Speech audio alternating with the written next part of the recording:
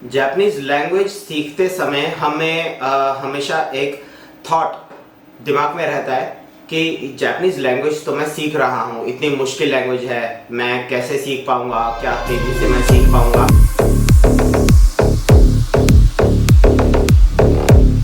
तो ज़्यादातर स्टूडेंट्स ये सोचते हैं कि इसका स्कोप है भी या नहीं है, या फिर अगर स्कोप है भी तो मैं अपने आप को कैसे एक हायरेबल मतलब एक हायर होने लायक रिसोर्स में बदल सकता हूँ, या फिर मैं ऐसे एक लेवल तक पहुँच सकूँ कि मैं अपनी जॉब बहुत जल्दी फाइंड आउट कर सकूँ।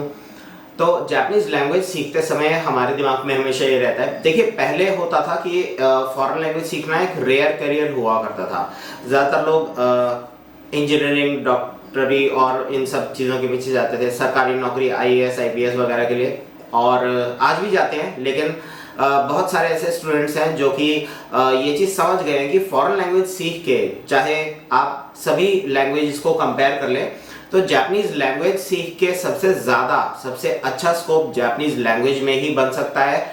ये आप गूगल पर सर्च कर सकते हैं। अगर आपको बहुत सारे, आप चैट जीपीटी में भी डाल के देख सकते हैं कि आपको बहुत सारे ऐसे रिसोर्सेज मिलेंगे जिससे आपको पता चलेगा कि जापानीज लैंग्वेज सीखना इतना भी मुश्किल भी नहीं है, और दूसरी बात कि इसका स्कोप बहुत ज़्यादा है। अगर आप कंपेयर करें इसको बाकी सभी कोर्सेज से, बाकी सभी करियर अपॉर्चुनिटीज से जो एक ट्रेडिशनल इंडियन फैमिली सोचती है कि आईएएस, डॉक्टर, इंजीनियर को भी कोई बहुत वो नहीं है कि इंजीनियर बहुत हाई फाई पेमेंट होती है, बहुत तगड़ी पेमेंट होती है, ऐसा कुछ नहीं है।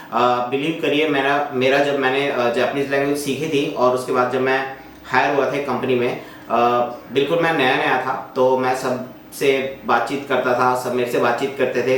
तो एक बार मेरी एक इंजीनियर से बात हुई तो उन्होंने बोला कि मेरे को 5 साल का एक्सपीरियंस हो गया, मेरी 35,000 सैलरी है अभी भी। तो मुझे लगा कि इतना ये ऐसा कैसे हो सकता है, कोई बात नहीं। लेकिन फिर मैं और भी इंजीनियर से मिला तो ज़्यादातर 4-5 साल के एक्सपीरियंस के बाद वो 50,000 या 60,000 की सैलरी ले रहे थे, और अच्छा काम कर रहे थे, बहुत अच्छे, उनकी नेचर भी बहुत अच्छी थी। मेरी उनसे जब बात हुई तो उन्होंने मुझे बोला कि आप जापानीज लैंग्वेज कितना टाइम लगा आपको सीखने में, आपकी अभी करंट सैलरी कितनी है। तो तब मेरी आई थिंक 40,000 के आसपास या 35 से 40 के बीच में सैलरी थी मेरी। तो मैंने उनको बताया कि मैंने तो सिर्फ 2 साल में थोड़ा जापानीज को सीखा, अभी मेरा एग्जाम क्लियर हो गया है, बुम्बुशो का एग्जाम क्लियर हो गया है, जिसका मैंने वीडियो भी बनाया हुआ है, आप इस वीडियो को जाके जरूर देखें, जिसमें मैंने बताया हुआ है कि मैंने जापानीज लैंग्वेज सीख के बुम्बुशो का एग्जाम क्लियर किया, मैक्स्ड स्कॉलरशिप उसको बोलते हैं। फिर मैं जापान गया, उसके बाद मैंने फिर से इंडिया में जॉब करी है, जापान में भी जॉब करी है। तो जो पहली जॉब थी तब मैं जापान नहीं गया था, तो मैंने बोला था कि मैंने तो सिर्फ इतने ही टाइम में जापानीज लैंग्वेज सीख लिया और मेरी सैलरी आपसे ऑलमोस्ट बराबर है या थोड़ी सी ऊपर भी है।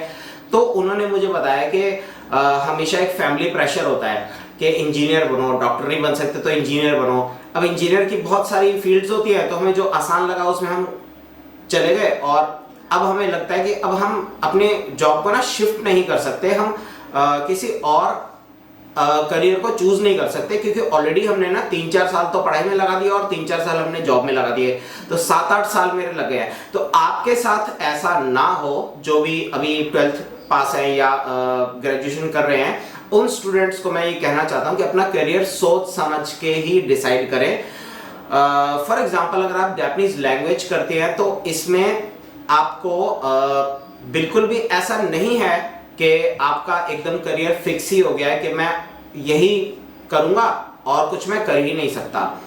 पहली बात तो आप और कुछ बहुत कर सकते हैं, कर भी रहे हैं लोग, आपको बिलीव नहीं होगा। N2 N1 पास करे हुए स्टूडेंट्स अब आईटी या बेसिक जो कोडिंग होती है उससे शुरू करके अपना करियर आगे बढ़ा रहे हैं, और अभी तो नहीं लेकिन 1-2 साल में अगर वो पूरी मेहनत से लगे रहे तो वो बाइलिंगुअल इंजीनियर बन जाएंगे।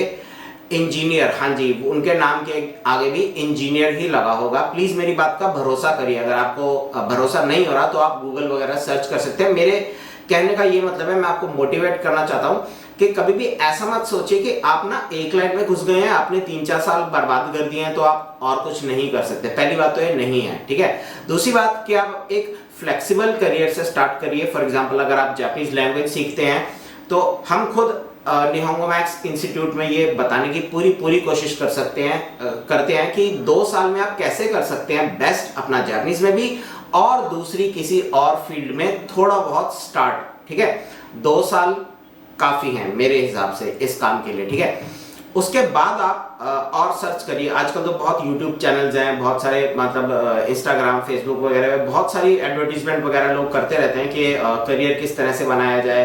तो आप इस चीज को कंबाइन करिए कि जापानीज लैंग्वेज और अगर मेरे को इंजीनियरिंग में स्पेसिफिकली आईटी में इंटरेस्ट है तो मैं उसको कंबाइन कर सकूं, जो कि बहुत अच्छा कंबाइन होता है। देखिए आईएएस आईपीएस बनना अलग बात है, वो मेरे को नॉलेज नहीं है, मेरे हिसाब से जापानीज लैंग्वेज से तो कंबाइन नहीं होगा। लेकिन आईटी का करियर, कोडिंग का करियर बहुत ही शुरू से ही बहुत फ्लेक्सिबल है। अब तो चैट जीपीटी वगैरह आ गया है तो बहुत जल्दी ही आप इसमें ग्रो कर सकते हैं, अपना करियर इसमें अकेले ही इसमें बना सकते हैं। ठीक है, जापानीज लैंग्वेज में भी सेम है, आप जापानीज लैंग्वेज को जितनी जल्दी हो सके सीख के अपना करियर बना सकते हैं। अच्छा, जब मैं करियर बोल रहा हूं तो मेरा क्या मतलब है करियर बोलने का?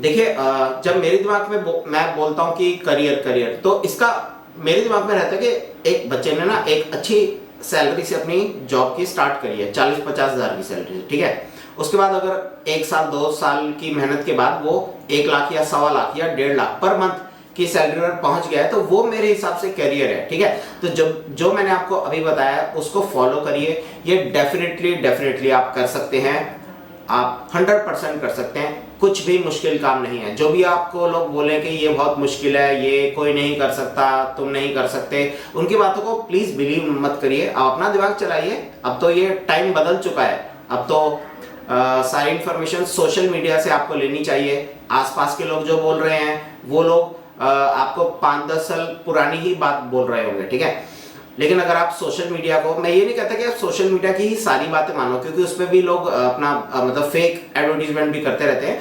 आप अपना दिमाग चलाइए, अपना विवेक रखिए। ठीक है, और कोशिश करिए कि किस तरह से आप बेटर इंफॉर्मेशन निकाल पाए। हमें भी बताइए, अगर आप कुछ हमें बताएंगे तो बहुत अच्छा लगेगा हमें। ठीक है, तो आप जापानीज लैंग्वेज और आईटी, ये 2 चीजें जो है ना मेरे हिसाब से बेस्ट हैं फ्लेक्सिबल करियर और आपकी देखो वो चीज जो आपकी मेहनत पर पूरा निर्भर करे, मेरे हिसाब से वो बेस्ट है। जो मेहनत करेगा वो आगे बढ़ेगा, जो मेहनत नहीं करेगा वो पीछे रह जाएगा। ठीक है, तो मेरे हिसाब से तो यही होना चाहिए हर करियर में। लेकिन इंडिया में ऐसा होता नहीं है, थोड़ा बहुत वो भी होता है कि बैकडोर एंट्री, पैसा वैसा दे देते हैं। ठीक है, तो वो बात अलग है। ठीक है, मेरे हिसाब से मेहनत करके मैंने अचीव कर लिया करियर, या मेहनत मैंने नहीं करी इसलिए मैंने करियर अचीव नहीं करा है। ठीक है, बस ये होना चाहिए मेरे हिसाब से क्राइटेरिया। और जैसे कि मैंने आपको बताया कि सिर्फ 2 साल की आपकी मेहनत चाहिए, उसके बाद आपका दिमाग कितना खुल जाएगा, पहली जॉब लगती है आपका दिमाग कितना खुल जाएगा, इतने लोग मिलेंगे, इतनी बातें सुनोगे आप, इतना पता चलेगा आपको, आप कहोगे ओहो आज मुझे पता चला है कि मैं कहाँ था अभी तक। ठीक है, जब आप स्टूडेंट लाइफ में मतलब स्टूडेंट लाइफ से जब आप जॉब की लाइफ में जाते हैं तो आपको पता चलता है कि अरे मैंने तो कोई भी इंफॉर्मेशन गैदर नहीं करी, असली इंफॉर्मेशन तो ये है। आज मुझे आप बिलीव नहीं करेंगे, मुझे सच में आज भी स्टूडेंट्स बोलते हैं, जो मेरे N2 पास स्टूडेंट्स हैं, वो मुझे हमेशा बोलते थे कि जॉब कैसे लगी, जॉब के लिए क्या करना है, जॉब के लिए क्या करना है। मैंने कई बार उनको बताया, मैंने यूट्यूब वीडियोस बनाए हुए हैं, इंटरव्यूज के क्वेश्चन आंसर्स दिए हुए हैं, आप उनको as it is copy paste करो। मैंने उनको पूरा लिख के भी दे दिया, पूरा हिरागाना काताकाना कांजी और सब कुछ लिख के दे दिया, ये बस याद कर लो। फिर भी वो बड़ी मुश्किल से जॉब ले पाए। अब जॉब के बाद वो इतने स्मार्ट हो गए, कह रहे हैं अरे सर हम बताते हैं आपको कि क्या चल रहा है मार्केट में। तो आप ऐसे बन सकते हैं। ठीक है, आप ऐसे बन सकते हैं, इसमें कोई भी मुश्किल काम नहीं है। जो भी आपको कहे कि ये मुश्किल है तो उनको हमारा चैनल बताना, निहोंगो मैक्स। Thank you.